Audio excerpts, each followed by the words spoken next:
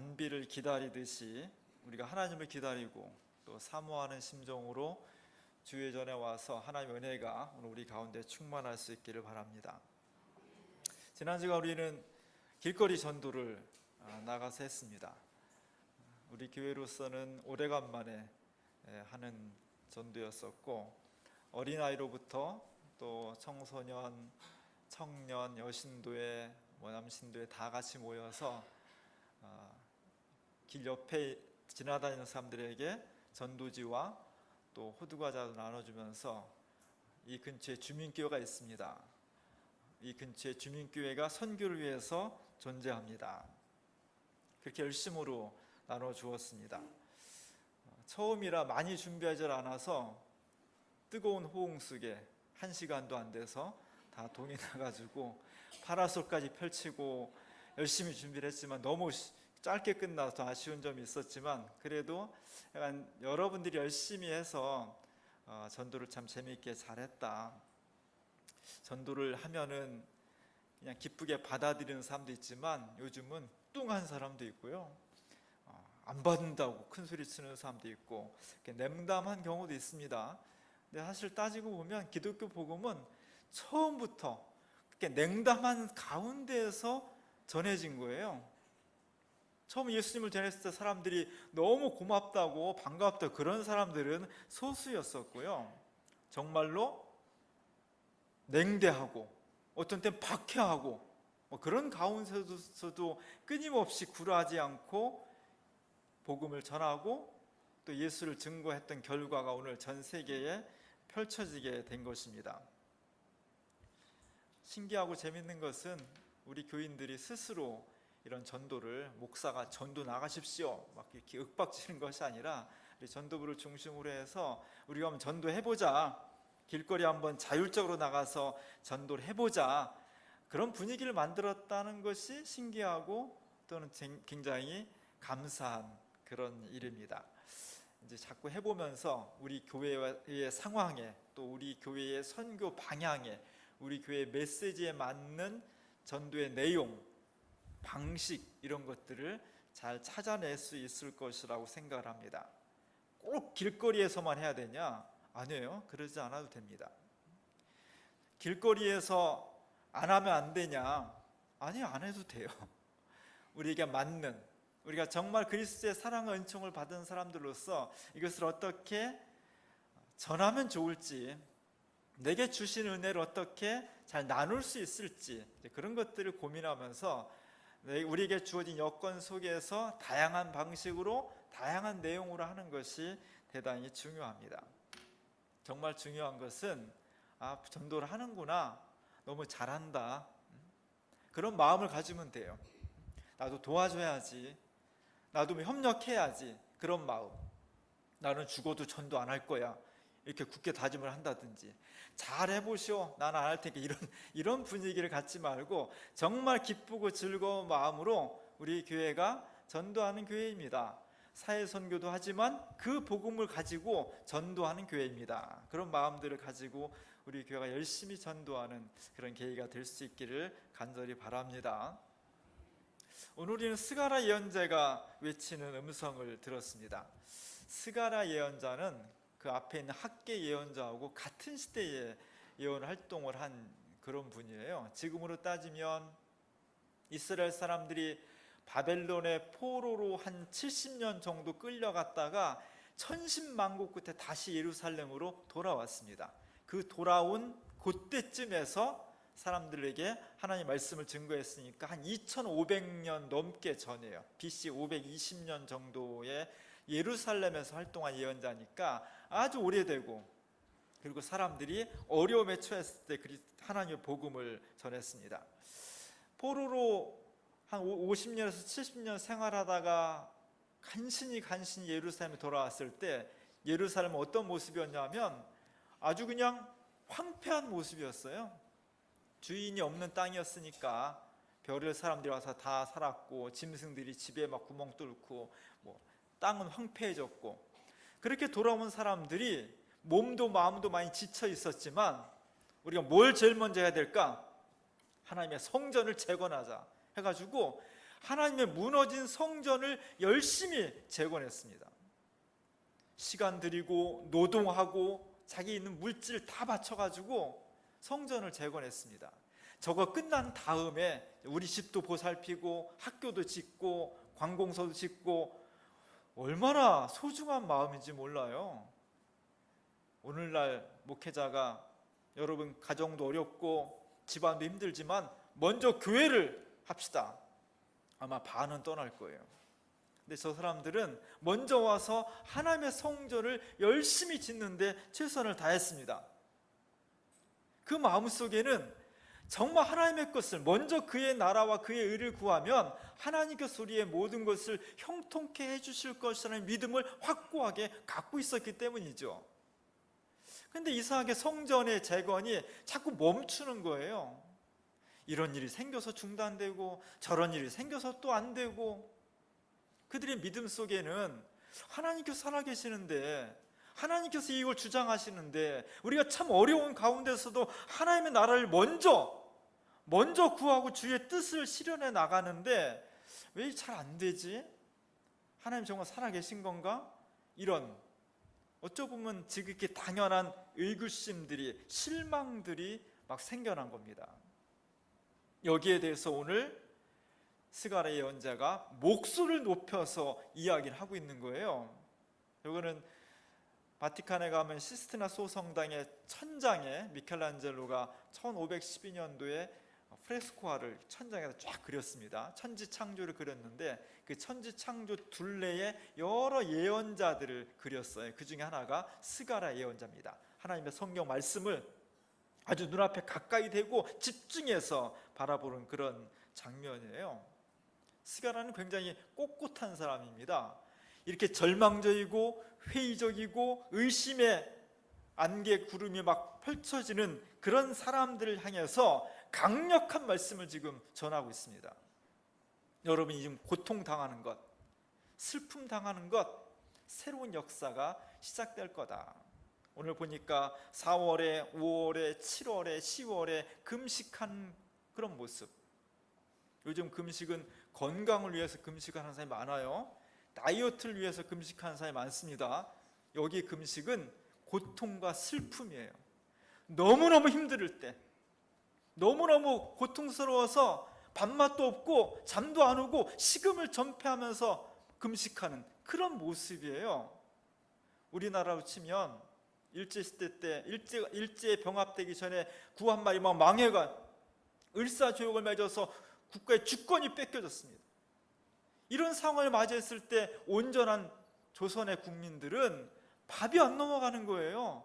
편히 잠을 잘 수가 없는 겁니다. 어떤 사람들은, 애국자들은 자살했어요. 자결했습니다.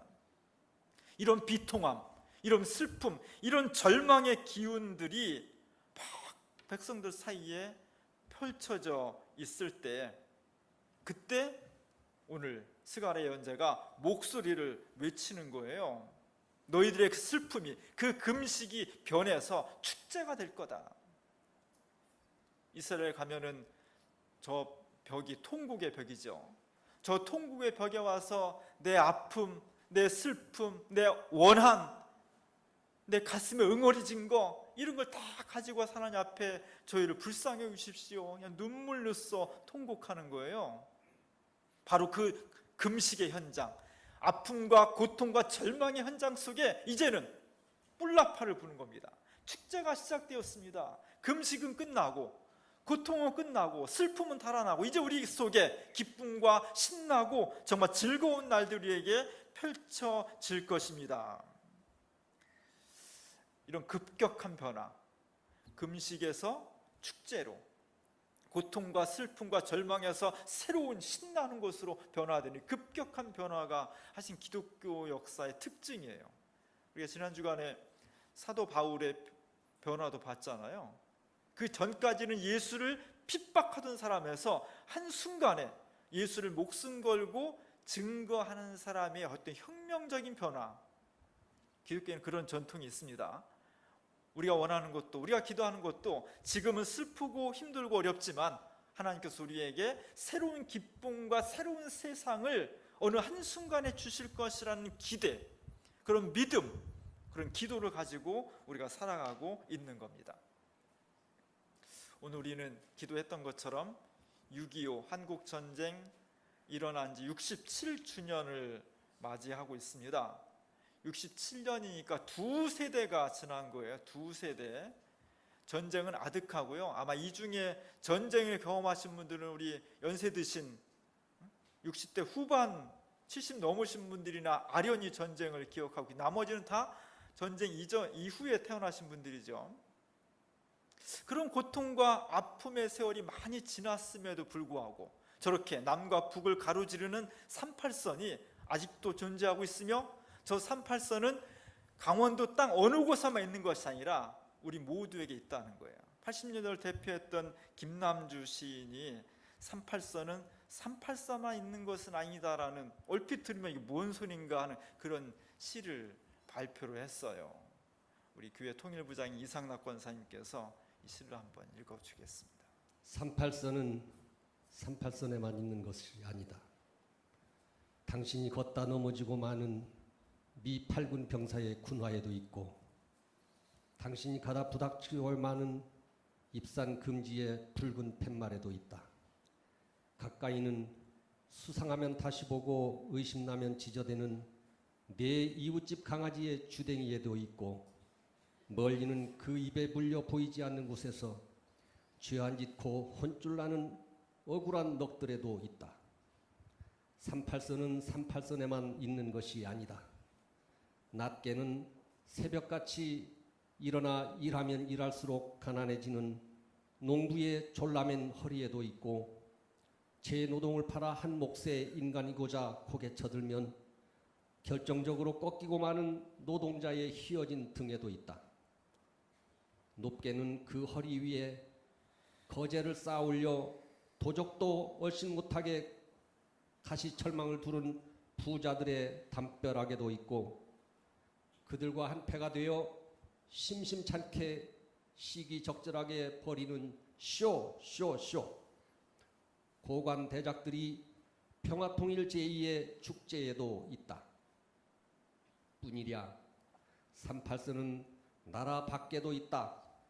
바다 건너 원격 조종의 나라 아메리카에도 있고, 그들이 보낸 구호물자 속 사탕에도 밀가루에도 달러의 이면에도 있고, 자유를 혼란으로 바꿔치기 하고 동포여 동포여 소리치며 질서의 이름으로 한강을 도강하는 미국산 탱크에도 있다. 나라가 온통 피 묻은 자유로 몸부림치는 창살 38선은 감옥의 탐에도 있고, 침묵의 벽 그대 가슴에도 있다. 아주 단호한 시죠. 정말 잘 표현한 시입니다. 38선이 강원도 땅에 있는 지정학적인 곳에만 있는 것이 아니라 우리 일상 속에, 우리 의식 속에 그대로 있다는 것. 원래 주둥이하고 주댕이가 같은 말이에요. 그냥 한번 웃고 지나가야 돼. 안 그러면 병돼요. 그런 상황들이 우리 속에 있다는 것을 시인이 잘 표현해줬고, 정말로 그것은 특정한 사람과 특정한 시대가 아니라 우리 속에 가까이 있다는 것을 우리는 아프게 경험을 하고 있습니다. 15년 전에 2002년도 6월 13일에 당시 14살이던 여중학생 신미선, 신효순 두 여학생이 미군 장갑차에 깔려 죽었습니다. 저 장갑차가 같은 기종이에요. 상상을 해보세요. 여학생 2명이 저 밑에 깔려서 죽은 거예요. 그 다음 날이 효순이 생일이었거든요. 그래서 의정부 시내에 나가서 친구들하고 재밌게 놀려고 친구들하고 가다가 미군 장갑차가 지나간 거예요. 좁은 도로를 지나가는데, 사실은 뭐 일부러 그런 건 아니겠지만 얼마든지 예방할 수 있는 그런 사고였는데, 서로 교류가 안 되는 바람에 좁은 도로를 교차하게 됐고, 그 옆길을, 인도가 없던 도로를 가던 두 여학생이 무참하게 장갑차에 깔려 죽은 겁니다. 이런 아픔들, 이런 고통들, 저 사고는 누가 책임질 수 있을까요? 책임을 질 수 있는 걸까요? 무참히 죽은 아이들을 다시 살려내지 않는 이상 어떤 위로도 어떤 보상으로도 그건 책임질 수가 없는 겁니다. 2012년도 10주기를 맞이해서 여러 시민단체와 종교인들이 추모 조형물을 만들었습니다. 저걸 갖다 놓을 데가 없어가지고 우리 기장교회 총회 교육원에 있는 마당에다가 임시로 설치를 했어요. 그때 제 아내가 여신도의 이제 협동 총무로서 저 추모의 글을 써서 낭독을 했었습니다. 우리 윤보경 집사님이 그 느낌을 가지고 한번 읽어주시겠습니다. 효순이 미순이 추모비를 세우며 효순아 미선아 너의 이름을 다시 불러본다. 벌써 10년이 흘렀구나. 그해 6월을 어찌 잊을 수 있겠니? 2002년 월드컵 축구로 세상이 온통 잔치집처럼 들썩이던 6월, 여름이 녹음으로 짙어가던 어느 날 너희는 여느 때처럼 그 길에 나섰지. 늘 그렇게 집과 학교를 이어주던 길. 초등학교 동창인 너희는 학교가 끝나면 그 길을 걸으며 까르르 웃고 토닥거리고 때론 삐치고 싸우기도 했겠지? 아무려면 어떠니? 웃고 울던 너희의 사춘기와 주변의 일상들이 함께 녹여진 길인 것을. 그 길이 너희의 마지막 길이 되었구나. 장갑차에 깔린 너희의 여린 몸에 시퍼런 죽음의 공포가 덮쳐왔을 때 얼마나 두렵고 고통스러웠니? 장수하시던 부모님이 돌아가셔도 목이 메는데 불치병으로 세상을 떠난 자식도 부모는 차마 땅에 묻지 못하는데 하물며 너희를 어찌 묻을 수 있겠니? 아버지들도 너희처럼 초등학교 동창이었구나. 그 길을 다니면서 장갑차가 지나는 것을 수없이 보고 살았지. 위험하긴 해도 서로 비키면서 조심하니까 별일 없을 거라고 믿고 사셨겠지. 그러나 막연한 믿음에 돌아온 것은 사랑하는 너희들의 주검이었다. 무참히 빼앗기는 너희의 그 꽃다운 삶을 지켜주지 못했구나. 그래서 우리 모두의 마음이 아려오는구나. 이 같은 불행이 되풀이되지 않도록 해달라는 말. 너희는 이마저도 말하지 못하고 떠났지만 이제 다시는 이 아픔을 되풀이하지 말자고 뒤늦게나마 이곳에 우리의 다짐을 세운다. 또다시 이 땅에 너희의 어이없는 고통이 생기는 것을 용납할 수 없다는 언약의 증표로 이 추모비를 세운다.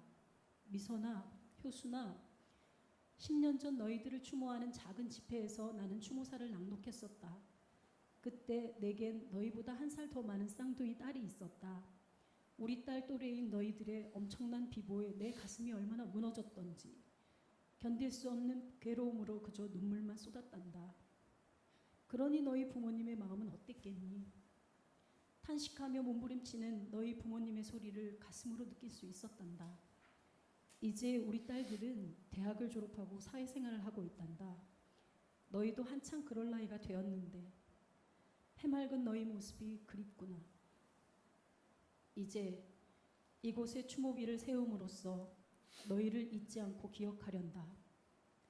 억울한 일들이 되풀이되지 않도록 불공정한 한미 주둔군 지휘협정의 개정을 요구하고 이 땅에 정의로운 평화를 만들고자 다짐한다.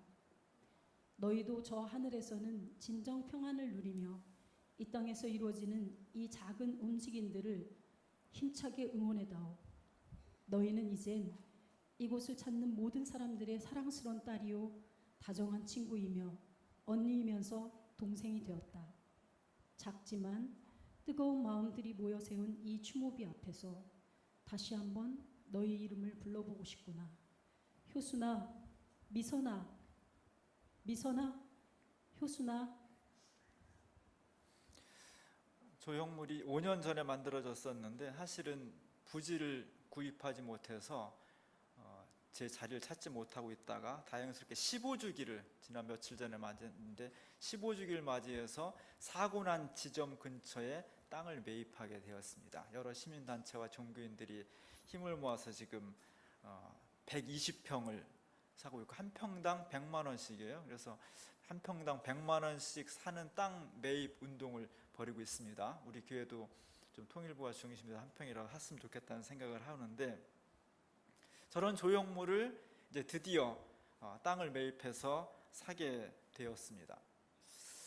생각할수록 정말 저 아이가 내 아이였다면, 그냥 죽는 것도 힘든 건데 내 아이였다면 나는 미쳤을 것 같아요. 정말로. 저런 고통들이 어떻게 가능한 것인지, 그것이 아까 시에 나왔던 것처럼 38선이 아직도 우리들의 생각과 일상 속에 그대로 있다는 것을 증명해 주는 겁니다. 또 하나의 사건은 1972년도에 유신헌법이 선포되고 박정희는 장기 영구 집권을 하기 위해서 계획을 세워 나갔습니다. 여기에 대항하는 민주 세력에 대해서 철저한 탄압을 가했습니다. 잔혹한 탄압을 가했는데, 그 중에서도 가장 손쉽게 모든 것을 한 번에 잠재울 수 있는 방법은 빨갱이로 모는 거였어요. 그래서 인혁당 사건, 민청항 사건, 여러 동백림 사건, 그 중에 하나가 1975년도에 한신대 간첩단 조작 사건이 있습니다. 얼마 전에 감사 예배를 드렸습니다. 대학생들, 한신대학교의 신학생들의 일본에서 제1동포 학생 하나가 와서 신학을 공부하고 있었어요. 근데 그 학생이 간첩이었고, 그 제1동포가 한신대학교 학생 3명을 포섭해서 간첩 활동을 했다는 거예요. 유신 정권에 저항하던 대학생들, 학원 대학생들을 간첩으로 몰아간 겁니다. 75년도니까 42년 전 일이죠. 20대 초중반에 젊고 발랄했던 청년들이 이제는 다 노인이 돼서 은퇴하신 분도 있고 은퇴를 앞두고 있는 분들이 있어요. 저 사건이 재심을 청구해서 42년 만에 대법원에서 최종 무죄 판결을 받았습니다. 그래서 저희가 함께 기장총회와 또 NCC와 함께 기념 감사 예배를 드렸습니다. 저걸 누가 했냐? 유신헌법 초안을 혁혁한 공을 세워서 그 공로로 중앙정보부의 대공국장을 했던 김기춘이 만든 거예요. 나쁜 사람이에요. 어떻게 저게 가능하냐? 저분들이 이미 다 이제 노인이 되었고 여러 순서를 했는데 이제 세 분이 나와서 각자 자기의 소감을 쭉 얘기를 했어요. 맨 오른쪽에 있는 나도현 목사님이라는 분이 이런 이야기를 하시더라고요. 자기가 조사를 받는데 가자마자 두드려 맞고, 나는 간첩이 아닌데, 이런 걸 한 적이 없는데, 거기서 이미 각본을 딱 써서 주더라는 거예요. 나는 아니라고. 그럼 또 매맞고, 할 수 없이 이제 그걸 쓰는데, 이상하게 3번, 4번 정도 쓰니까 내가 이거 진짜 했나? 내가 이렇게 했나 안 했나 헷갈리더라는 거예요. 10번 정도 쓰니까 내가 했구나. 그러면서 정말 이상하더라는 거예요. 나는 아닌데 거기 준 대로 10번을 쓰다 보니까 어느새 내가 그렇게 했다고 스스로 자기가 믿고 있더라는 거예요. 기억의 조작이에요. 인간의 기억까지 조작을 해버리는 거예요. 무서운 겁니다. 이런 협박도 받았다는 거예요. 시크 얻어맞고 무릎 꿇은 다음에 내가 여기서 스위치 하나 누르면 넌 여기서 바로 떨어져가지고 닭 모이주는 분쇄기 같은 거 널 갈아버려서 한강으로 내보내버리면 쥐도 새도 모르게 넌 없어지는 거야. 그런 무서운 협박을 받았다는 거예요. 제가 여러분 중에 하나 박민기 집사님을 불러가지고, 집사님 제가 여기서 스위치 하나 누르면 집사님 밑으로 떨어져서 가루가 돼가지고 저 탄천변으로 쥐도 새도 모르게 흘러갑니다. 무섭겠어요? 하나도 안 무서워요.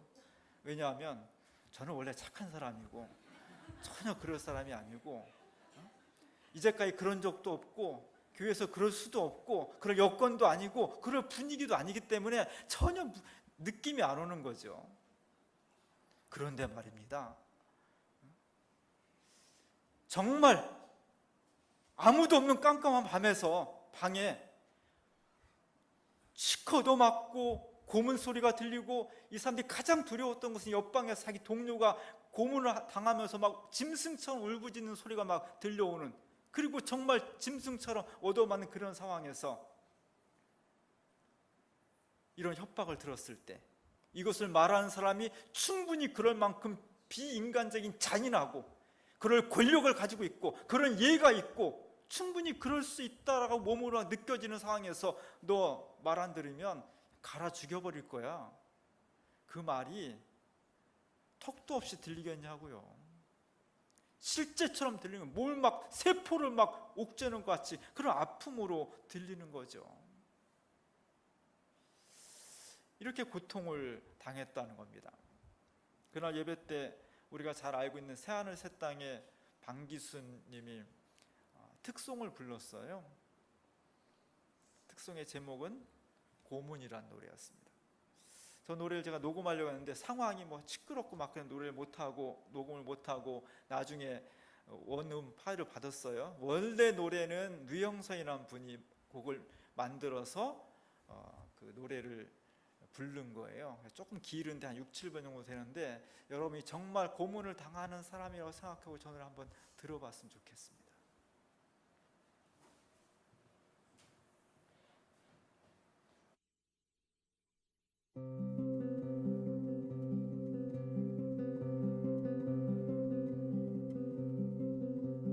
그들이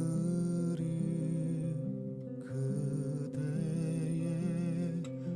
어머니를 고문할 때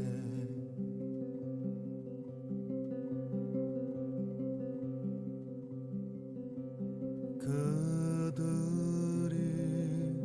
그대의 아버지를 고문할 때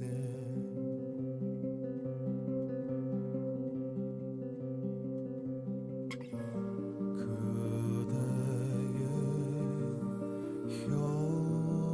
형제를 그대의 아리따운 누이를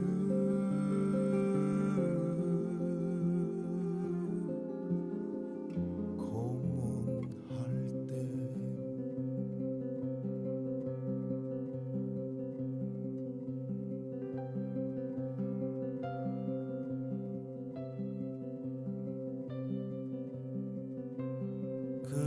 그들이 그대의 지도자를 죽인다면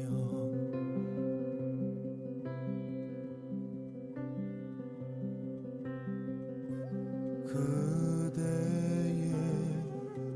눈물 같은 연인을 죽인다면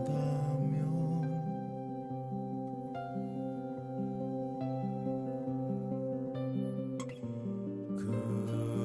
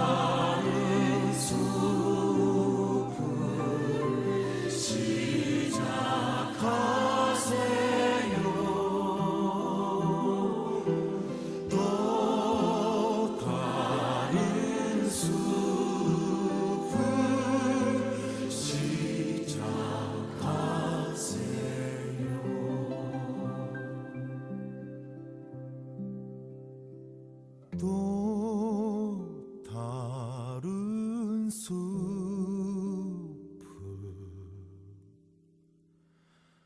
시작하세요.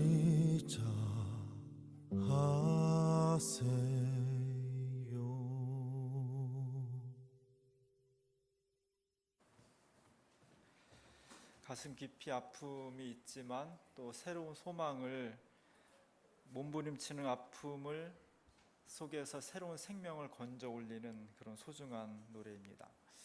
어떻게 이런 것이 가능한가? 어떻게 이렇게 우리 사회에서 비인간적이고 짐승 같은 것들이 실제로 일어날 수 있는가? 그 밑바닥에 역시 또 38선이 있고 분단이 있고 우리의 현실이 있다는 것입니다.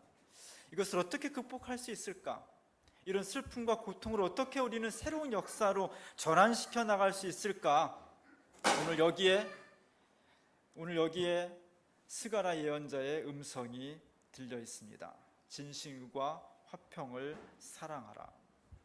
금식이 변해서, 금식과 고통과 슬픔이 변해서 축제가 되기 위한 스가랴가 제안하는 그 방식은 다른 것이 아니라 진실과 화평을 사랑하라는 겁니다.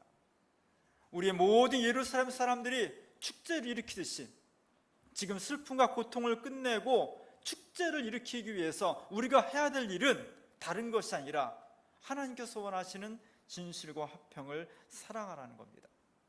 우리가 시민사회를 새롭게 조직하고 의식을 깨우치고 네트워크를 만들고 재정을 모으고 대단히 소중한 거예요. 우리 교인들이 다 그런 일에 앞장섰으면, 이제까지 앞장서왔고 앞으로도 더욱더 적극적으로 우리 사회를 정의롭고 행복한 사회를 만들기 위해서 앞장서야 됩니다. 우리가 그리스도인으로서 더 중요한 것은 그 모든 것이 인간뿐만 아니라 그것을 완결시키는 분은 하나님이라는 것을, 최종 완결자는 여호와 하나님이라는 것을 우리가 믿고 그 믿음 위에서 이런 모든 일들을 해나갈 수 있을 때 우리의 사회가 새로운 역사로, 금식을 끝내고 축제로 변화시켜 나갈 수가 있는 것입니다. 진실과 화평, 굉장히 쉬운 것 같지만 사실은 대단히 어렵습니다. 왜냐하면 우리가 살아가는 세상이 진실하기가 어렵기 때문이에요. 우리가 살아가는 세상이 화평을 실천하기가 어렵기 때문입니다. 오늘 스가랴 예언자가 오직 너희는 진실과 화평을 이야기하는 것, 화평을 실천하라고 하는 것이 쉬운 것 같지만 대단히 어려워요. 왜냐하면 우리가 살아가는 세상 속에 거짓말하며 살기가 훨씬 쉽고요, 화평이 아니라 힘으로, 폭력으로 해결하는 것이 훨씬 더 쉽기 때문입니다. 우리에게 시시각각으로 거짓과 화평이 아닌 전쟁이나 폭력으로 문제를 해결하고자 하는 그런 유혹들이 강력하게 우리에게 다가오기 때문이에요. 민주적으로 일을 한다, 말은 쉽지만 어렵습니다. 그냥 명령하면 될 걸 뭘 몇 단계 논의를 거쳐서 복잡하게 해서 똑같은 결론에 이르러 그냥 명령하면 되지, 이런 유혹이 실제 가정과 직장과 사회 속에서 얼마나 달콤하게 우리에게 유혹하는지 모릅니다. 통일의 과정, 분단을 없애고 38선 없애고 통일을 이룩하는 거, 왜 이렇게 북한하고 저렇게 지리한 줄다기를 해야 되고 설득해야 되고 인내해야 되고 뭐하러 그래? 북한 사람들이 그렇게 무서워하는 B-52 폭격기 가지고 하루만 평양 상공에 올라가서 폭격하면 끝나버릴 일인데, 이런 유혹들이 얼마나 많은지 몰라요. 그게 우리 현실입니다. 그러나 하나님은 이 유혹을 극복하라는 거예요. 이 유혹을 극복하고 이 거짓과 이 폭력에 쉽게 전도되는 현상을 극복하고 정말 진실과 화평을 사랑하면서 나아갈 때만이 금식과 슬픔을 없애고 그곳에 진정한 평화를 이룰 수가 있다는 것입니다. 오늘가 6.25 67주년을 맞이합니다. 별로 기쁜 날이 아닌데 기념하는 것은 다시는 이 땅에 그런 참혹한 전쟁이 일어나서는 안 되겠다는 것을 기억하고 우리가 다짐하는 거예요. 제가 오늘 밤 비행기로 한 2주간에 걸쳐서 유럽을 갑니다. 작년에 미국 횡단을 했고 이번에 유럽, 영국과 독일과 그리고 스위스까지 다니면서 여러 외국 교회들과 또 중간에 북한 교회랑 만나는 중요한 행사가 있어요. 다른 게 아니라 바로 이 땅에 우리도 모르게 우리의 일상생활을 침범하고 있는 383을 정말 다 거두어내고 평화를 만들기 위해서 평화협정을 세계 사람들한테 호소하고 기도하고 요청하기 위한 그런 모임입니다. 내년에는 마지막 3년차로 아시아 투어를 하게 돼 있고, 그곳에는 여러 교인들 한 1000명 정도를 초청해서 크루즈선을 띄울 계획입니다. 여러분들 많이 지금부터 준비해서 같이 평화를 위해서 일하는 그런 교회가 됐으면 좋겠습니다. 어쨌든 우리 교회가 기도하고 여태까지 노력해왔고 앞으로 그래야 되는 것처럼 하나님께서 원하시는 진정한 축제를 만들기 위해서는 진실을 사랑하고 화평을 실천하는 것, 우리 개인의 삶 속에서 역사와 사회 속에서 그런 일에 앞장서는 주민교회 교인들, 우리 주민교회가 이제까지 그래왔는데 앞으로 더욱더 이 일에 열심을 다하는 그런 교회가 될 수 있기를 주님의 이름으로 간절히 축원합니다.